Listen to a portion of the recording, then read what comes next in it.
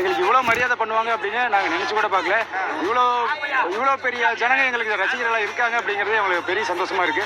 மரியாதை பண்ணுவாங்க அப்படின்னு நாங்கள் நினச்சி கூட பார்க்கல. இவ்வளோ பெரிய ஜனங்க எங்களுக்கு ரசிகர்களாக இருக்காங்க அப்படிங்கிறது எங்களுக்கு பெரிய சந்தோஷமா இருக்கு. இது மாதிரி இன்னும் மேலும் மேலும் நாங்கள் எல்லாமே வளர்ந்து மொத்த ஊருக்குமே தமிழ்நாட்டுக்கே நாங்கள் பெருமை சேர்க்கணும் அப்படின்னு ஆசைப்படுறோம். வேற என்ன சொல்றதுன்னு தெரியல. எங்கள் பையன் பேர் மோகன்ராஜுங்க. எங்கள் பையனோட காலை தான் மதுரை போயிட்டு வந்தது. அதில் முதலிடமா பிடிச்சிருக்குதுன்னு சொல்லி பரிசு வாங்கிட்டு வந்திருக்குது. என்னென்ன பரிசு வாங்கியிருக்கு? சைக்கிளு, தங்க காசு, மெத்தை, டிராக்டரு, பசுமாடும் கண்ணுக்குட்டியும்.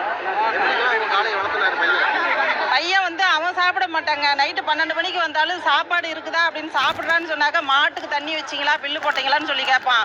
இன்னும் இல்லைன்னு சொன்னால் நைட்டு 12 மணிக்கு லைட் எடுத்துகிட்டு முள்ளுக்காட்டில் போய் தண்ணி வச்சு தீனி வச்சுட்டு வந்து தான் சாப்பிடும். ஒரு நாள் சாப்பிட கூட மாட்டான். மாடு பார்த்துக்குவோம்.